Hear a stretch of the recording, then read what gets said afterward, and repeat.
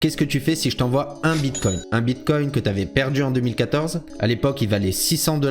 Je te le renvoie aujourd'hui en 2023, maintenant qu'il a un prix de 22 000 $. La première chose que tu fais, tu le revends ou tu le gardes? C'est la question qui se pose aujourd'hui sur plus de 140 000 bitcoins qui ont été hackés en 2014 sur la plateforme Mongox et qui vont être restitués dans les prochaines semaines, les prochains mois aux utilisateurs. Concrètement, les mecs, c'est comme si on les avait forcés à hold pendant 10 ans leur bitcoin. Et aujourd'hui, ils se retrouvent en bénéfice de plus de 3500%. Donc la peur qui règne sur les marchés, c'est est-ce que ces gens-là vont vendre? Dans un scénario où la majorité de ces gens revendent, ça pourrait créer une forte pression vendeuse et faire chuter le cours. Les personnes concernées par ce remboursement ont jusqu'au 10 mars pour choisir de se faire rembourser soit en bitcoin, soit en dollars. Est-ce que les gens vont vendre? Est-ce que le marché a déjà pricé et anticipé cet événement? Moi, si j'étais dans ce cas-là, je peux vous dire que j'aurais quand même revendu une bonne partie. D'un point de vue trader, investisseur, si tu prends pas de profit sur un 3500%, c'est que tu t'es trompé de job. Et toi, t'aurais fait quoi?